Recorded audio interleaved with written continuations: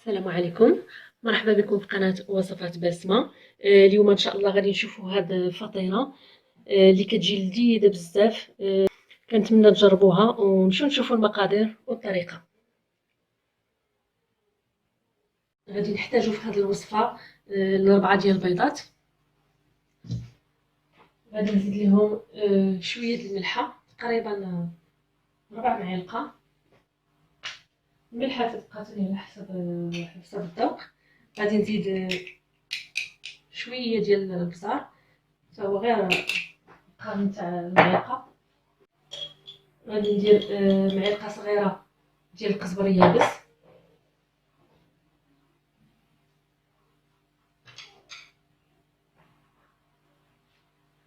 غادي نزيد نص كاس ديال زيت البلديه، نقدروا نديروا حتى زيت الروميه بحال نص كاس ديال زيت البلديه، زيت الزيتون.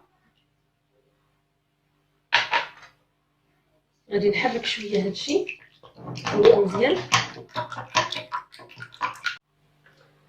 غادي نضيف كاس ديال الحليب.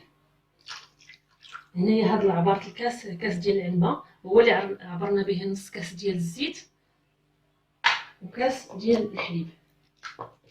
عندي هنايا 2 كيسان ديال الدقيق الفورص، 2 كيسان بعبارة الكاس العنبه. كندير هنايا غير النص ديال هاد الكميه هادي، النص، حتى كنخلطو مزيان. عاد كنعاود نضيف النص الاخر، كنخلطو مزيان حتى كيدخل ليا الدقيق في الخليط الاول. صافي راه تخلط ليا مزيان داك الدقيق الاول. غادي نزيد داكشي اللي بقى ديال الدقيق، غادي نزيد ليه 2 خمارات حمرين ديال الحلوى، 2. غادي نعاود نخلط هادشي مزيان. صافي تخلط ليا هادشي مزيان. عندي 2 بصلات متوسطين، قطعتهم هكا طريفات صغار وشحرتهم في المقله بشويه ديال الزيت. صافي غادي نضيف هاد البصله هادي،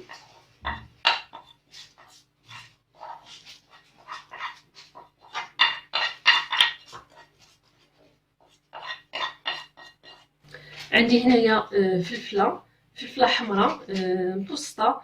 نقدروا نديروا وحده صغيره، المهم الكميه كتبقى على حساب داكشي اللي بغيتو.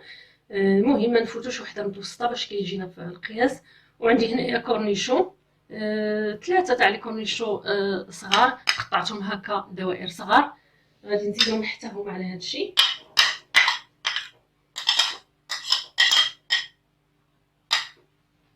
عندي هنايا قزبر ومعدنوس، قطعتهم حتى هما هكا. وعندي زيتون كحل. هاد الزيتون كحل تقريبا شي 8 زيتونات ولا 10، كنقطعوهم حتى هما صغار. غنزيدهم على هادشي.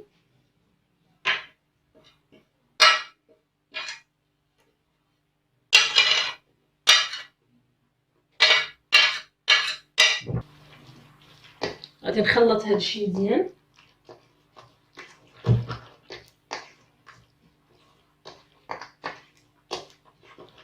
عندي 2 فرماجات مثلثين، غادي نقطعوهم حتى هما طريفات صغار. صافي كنكونوا سالينا الخليط بحال هكا.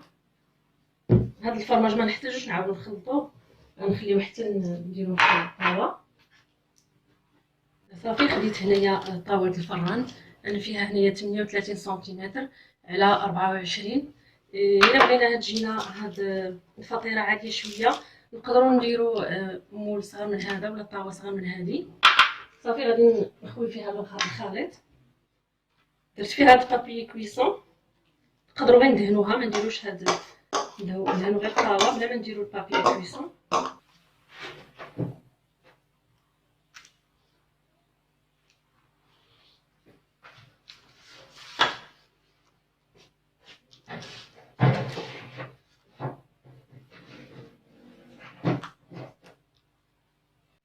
غادي ندير ليها شويه ديال الزعتر. هذا الزعتر هكا وريقات ما مطحونش، نقدروا نديروا حتى مطحون الا كان متوفر عندنا. نديروا شويه هكا. صافي انا قبل ما نبدا نخلطها درت الفران يسخن، الفران خصو يكون سخون مزيان. صافي غادي ندخلها الفران متوسط الحراره ونخليها حتى تطيب وتحمر ليا مزيان ونتلاقاو من بعد. الفطيره ديالي هي طابت، راه مازال سخونه، غير كطيب كتكون مازال سخونه. غندير عليها فرماج ديال الموتزاريلا. اللي بغى يديرو حتى من الاول قبل ما يدخلها الطيب يقدر يديرو.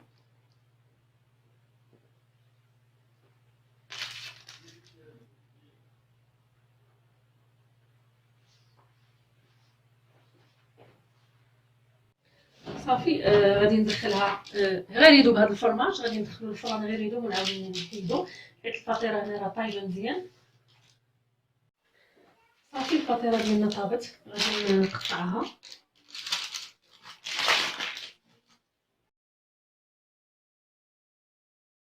صافي هادي ملي قطعتها كيفاش كتجي، راه كتجي لذيذه بزاف، اكيد غادي تعجبكم. هذه الفطيره ديالنا كيفاش كتجي، كنتمنى تعجبكم، راه كتجي لذيذه بزاف. ونتلاقاو في فيديو مقبل والسلام عليكم.